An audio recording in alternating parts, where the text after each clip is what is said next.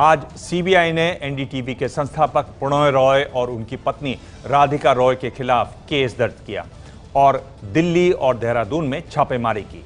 CBI ने छापे के दौरान कई महत्वपूर्ण दस्तावेज मिलने का दावा किया है। अब विरोधी पार्टियां सीबीआई पर हमला बोल रही हैं। एनडीटीवी ने भी देर शाम एक बयान जारी कर कहा कि उसने बैंक का कर्ज चुका दिया है। ये तस्वीरें दिल्ली की हैं। सीबीआई ने एनडीटीवी के प्रमोटर प्रणव राय के घर और दफ्तर पर छापा मारा है। दिल्ली से लेकर देहरादून तक सीबीआई ने छापेमारी की। सीबीआई के अधिकारी सुबह 7:30 बजे प्रणय राय के ठिकानों पर पहुंचे और छापेमारी की कार्रवाई देर शाम तक चलती रही। सीबीआई ने इस मामले में आपराधिक षड्यंत्र, धोखाधड़ी और भ्रष्टाचार निरोधक अधिनियम की धाराओं के तहत मुकदमा दर्ज किया है।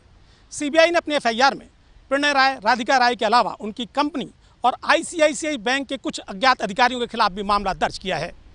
सीबीआई के मुताबिक प्रणय राय और उनकी कंपनी ने एक बड़ी प्राइवेट कंपनी से 500 करोड़ रुपए का लोन लिया था।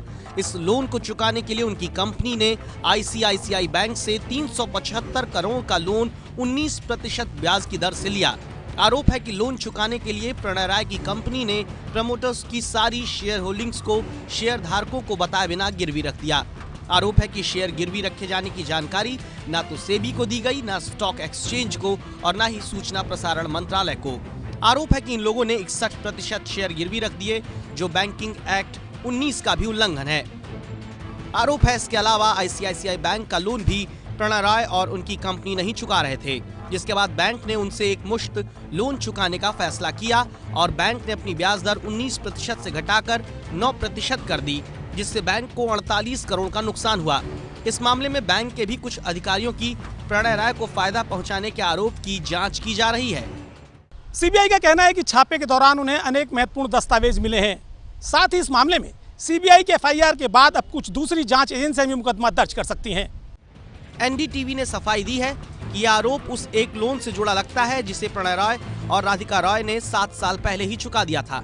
ऐसे समय जब कई उद्योगपतियों ने लाखों करोड़ों रुपए का बकाया नहीं चुकाया है और उनमें से किसी के भी खिलाफ सीबीआई ने कोई आपराधिक केस नहीं दर्ज किया, तब सीबीआई ने न सिर्फ एक एफआईआर दर्ज की है बल्कि ऐसे लोन के लिए तलाशी ली है जिसे आईसीआईसीआई बैंक को विधिवत पूरी तरह चुकाया जा चुका है।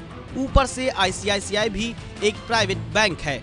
एनडीटीवी पर छापे के विरोध में दिल्ली के मुख्यमंत्री अरविंद केजरीवाल ने ट्वीट किया, हम डॉक्टर राय और एनडीटीवी ग्रुप पर छापेमारी की कड़ी निंदा करते हैं। ये स्वतंत्र और सत्ता विरोधी आवाजों को बंद कर देने का प्रयास है।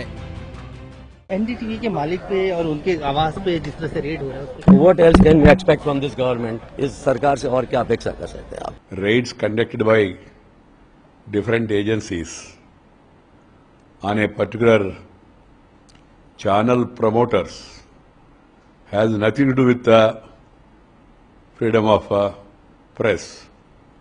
This is not an action against the organization, it's an action against the promoters.